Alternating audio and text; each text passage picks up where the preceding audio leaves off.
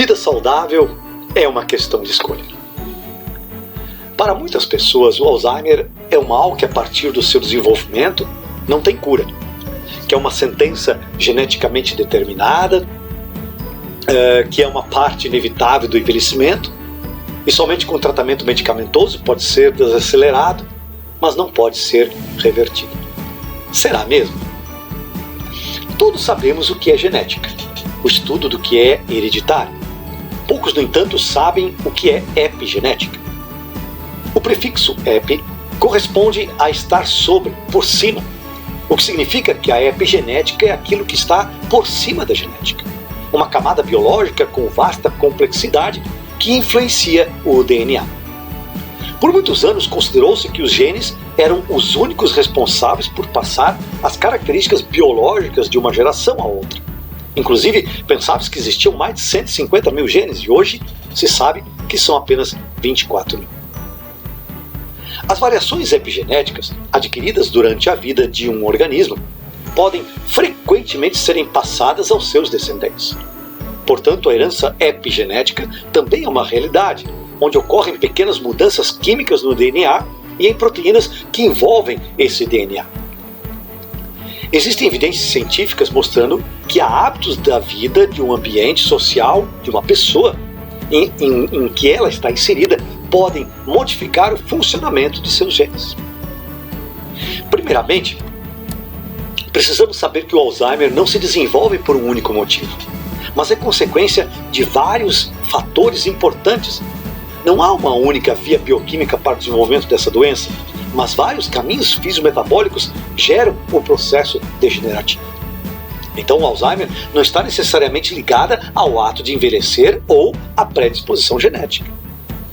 O Alzheimer pode sim ser prevenido com intervenções assertivas durante as fases da vida. O importante é não esperar até que sintomas graves da doença apareçam. O que se sabe é que, em geral, quase 10% da população apresentam o risco de desenvolver Alzheimer e que esse risco ele aumenta em até 5 vezes se houver uma base hereditária da doença. Vejam que eu disse risco e não certeza.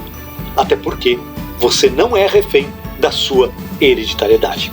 Eu vou repetir, nós não somos reféns da nossa hereditariedade. O Alzheimer tem muito a ver, por exemplo, com o diabetes, sendo em muitos estudos já chamado de diabetes tipo 3, por ser considerado uma doença diretamente relacionada com o estilo de vida. Ou seja, considerações científicas indicam fortemente que as escolhas e decisões sobre o estilo de vida contribuem para o risco de desenvolver o Alzheimer, sendo o alto índice glicêmico no sangue o fator mais determinante ao desenvolvimento dessa doença. Isso, ligado a má alimentação, falta de sono, sedentarismo, entre outros fatores, aumenta não só o desenvolvimento do diabetes, mas também do Alzheimer. Quando falamos em diabetes, logo lembramos em resistência insulínica, que é um desequilíbrio entre a quantidade de insulina produzida pelo pâncreas e a funcionalidade dessa insulina. Ou seja, a quantidade insulínica injetada na corrente sanguínea já não é mais suficiente para gerar o trabalho necessário para o controle glicolítico do sangue. E, por consequência, o órgão pancreático se desgasta e entra em colapso. Porém, o que muitos não sabem é que o cérebro pode também resistir à insulina. E essa resistência insulínica cerebral é um fator primordial nesse processo. Então, o que eu estou afirmando aqui é que o mesmo mecanismo metabólico que causa o diabetes também causa o Alzheimer. Vamos juntos entender? Para que a glicose entre na célula, ela necessita atravessar a membrana plasmática, como o peso molecular da glicose impede essa passagem para o interior da célula de forma direta. Ela então precisa realizar esse processo por meio de proteínas transportadoras de glicose, as GLUTs. Quando a insulina se encaixa ao receptor celular, faz com que a GLUT transporte a glicose para dentro da célula. Existe, no entanto, uma célula que não precisa de insulina para que a glicose entre dentro dela. E estas células ficam no tecido cerebral. E por que isso ocorre? Precisamos entender que o cérebro é um órgão altamente necessário para a vida. Como ele precisa de glicose, ele necessita garantir a quantidade necessária dessa glicose para evitar um choque hipoglicêmico e assegurar o bom funcionamento cerebral. Pois sem a quantidade mínima de glicose, a pessoa pode ter convulsões, entrar em coma e inclusive vir a óbito. Por isso, como o organismo é inteligente, ele mesmo produz a sua própria glicose, sem necessidade da ingestão de carboidratos. É verdadeiro também dizer, então, que a glicose tem livre acesso ao tecido cerebral. Quando a gente ouve isso, de certa maneira, isso é positivo. Porém, se pensarmos na nossa alimentação atual, e como a alimentação que rege o nosso metabolismo é glicolítica, ou seja, à base de carboidratos, é certo afirmar que as nossas células cerebrais recebem verdadeiros picos de glicose todos os dias. É essa alta taxa de glicose que promove um aumento inflamatório do tecido cerebral por meio da quantidade excessiva de radicais livres, que são altamente tóxicos para o cérebro, como nós já vimos. E essa ação é uma ação de glicação avançada, onde a oxidação de lipídios ou de açúcares gera compostos altamente reativos. Todo esse processo faz com que o tecido cerebral tenha dificuldade de internalizar a glicose dentro do neurônio, pois a taxa de glicose no cérebro vai afetar diretamente a baía de mielina, que é aquela capa de tecido adiposo que protege os neurônios. E com o tempo, começa então a ter uma resistência da célula nervosa em receber essa glicose. E eu e você sabemos que é por meio dessas células que o sistema nervoso central transporta as mensagens do cérebro ao resto do corpo. Pense comigo então, há quanto tempo esse tipo de alimentação está sendo administrado em nosso organismo? E como isso pode estar então afetando negativamente a nossa saúde? Os níveis de glicogênio muscular e hepático são preenchidos rapidamente, ficando então as reservas depositadas no tecido adiposo, nas nossas gorduras. Isso quer dizer que o excesso de gordura de um indivíduo é resultado da ingesta excessiva de carboidratos e não de gorduras, como querem fazer-nos acreditar. Por isso, a restrição aos carboidratos é tão benéfico para a saúde, e é por isso também que as indústrias alimentícias farão e fazem o possível para cada vez mais você ficar viciado em açúcar. O que fazer então? A doutora Mary Newport de Ohio, nos Estados Unidos, em 2008, ela escreveu um artigo. E se houvesse uma cura para a doença de Alzheimer, não sabia. Ela fala sobre a utilização do óleo de coco e o baixo consumo de carboidratos na cura de doenças neurodegenerativas. Ela afirma que a diminuição de carboidratos na dieta tem a finalidade de aumentar as cetonas para que forneçam alternativas de combustível para o cérebro. Também no livro O Poder Medicinal do Coco e do Óleo de Coco Extra Virgem, o autor, que é o Dr. Márcio, relata o efeito que esse alimento produz na destruição de fungos e leveduras causadoras de candidíase, e então na eliminação de parasitas intestinais. Afirma que há uma melhora na digestão e absorção de nutrientes como vitaminas, minerais, aminoácidos. Promove a recuperação do estresse pancreático e estimula o sistema enzimático corporal, além de regular a digestão e o funcionamento intestinal. O óleo de coco apresenta uma ação anti-inflamatória, favorecendo o fortalecimento do sistema imunológico, ajudando a reduzir as convulsões epiléticas. Quando submetido a altas temperaturas no cozimento e fritura de alimentos, não forma produtos danosos ou subprodutos perigosos à saúde. O óleo de coco contém 10 ácidos graxos importantes: o ácido láurico, ácido mirístico, palmítico, oleico, caprílico, cáprico, linoleico, esteárico, caproico e araquídico. Cerca da metade da gordura do coco ela é composta pelo ácido láurico, o seu principal ácido graxo de cadeia média. Quando o ácido láurico chega ao intestino, ele é quebrado pela enzima lipase transformando-se em monolaurina, que é o monoglicerídeo de ação antibacteriana, antiviral e antiprotozoária. A monolaurina é absorvida pelos intestinos e literalmente destrói a membrana dos lipídios que envolvem os agentes virais, tornando inativas bactérias, leveduras e fungos.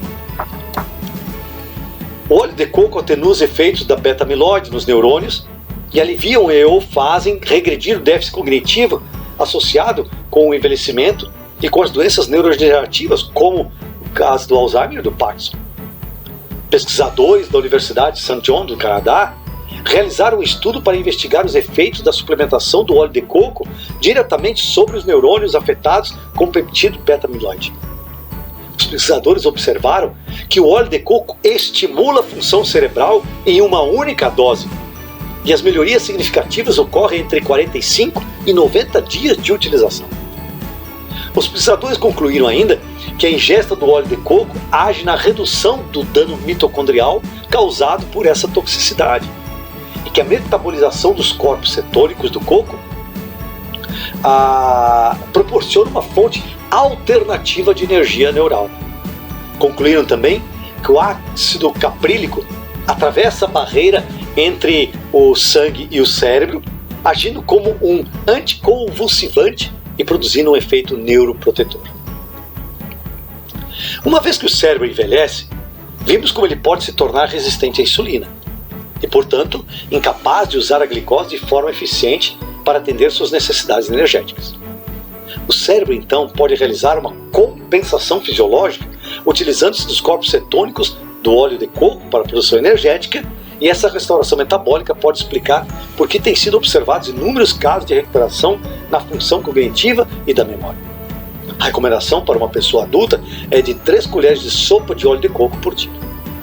Aqui falamos da produção de cetonas a partir do óleo de coco, mas de outras gorduras benéficas também é verdadeiro, como a banha de porco não industrializado, abacate, azeite de oliva, entre outros. Lembre-se sempre que você precisa ser atendido por um especialista da área para propor o seu treinamento, pois cada caso é um caso e cada pessoa é uma pessoa. Além do óleo de coco, outros recursos são importantes. A diminuição ou completa suspensão da ingestão do glúten, glutamato monossódico, aspartame.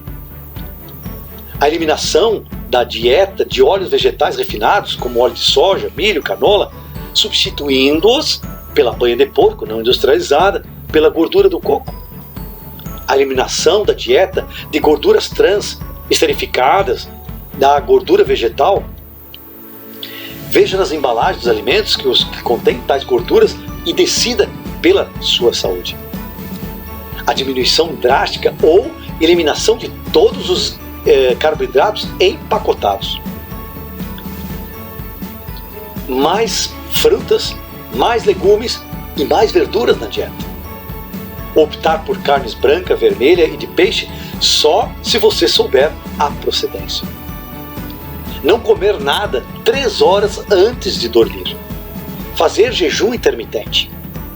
E neste caso, especificamente, é importante você sempre conversar com um especialista, o seu médico nutricionista. Reze mais, silencie mais, medite mais. Esse processo facilita muito a saúde neural, saúde do cérebro. Dormir no mínimo 8 horas por noite, totalmente no escuro, isso promove o sono reparador. Dormir mais cedo também é altamente benéfico.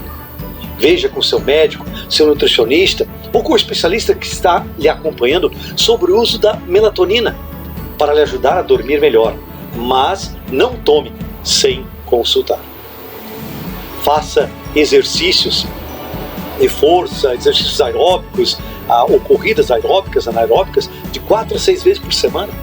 Fale com um profissional da educação física devidamente registrado no Conselho Federal de Educação Física. Você pode fazer uso de 600 mg de magnésio por dia, 10.000 unidades de vitamina D por dia, 1 mg de vitamina B12 de forma sublingual.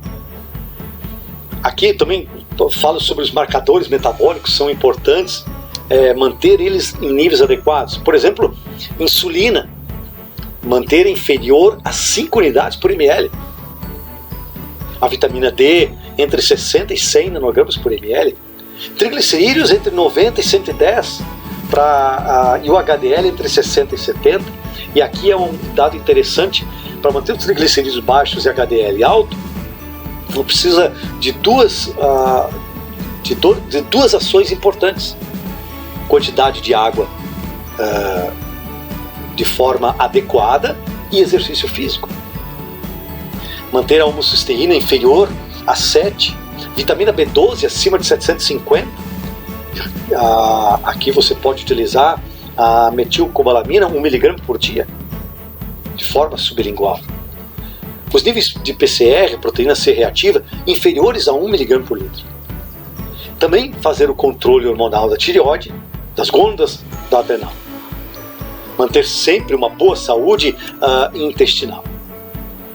Todos esses recursos são importantes para produzir saúde de uma forma geral e também proteger o seu cérebro contra as doenças neurodegenerativas. Saúde, a maior riqueza da vida.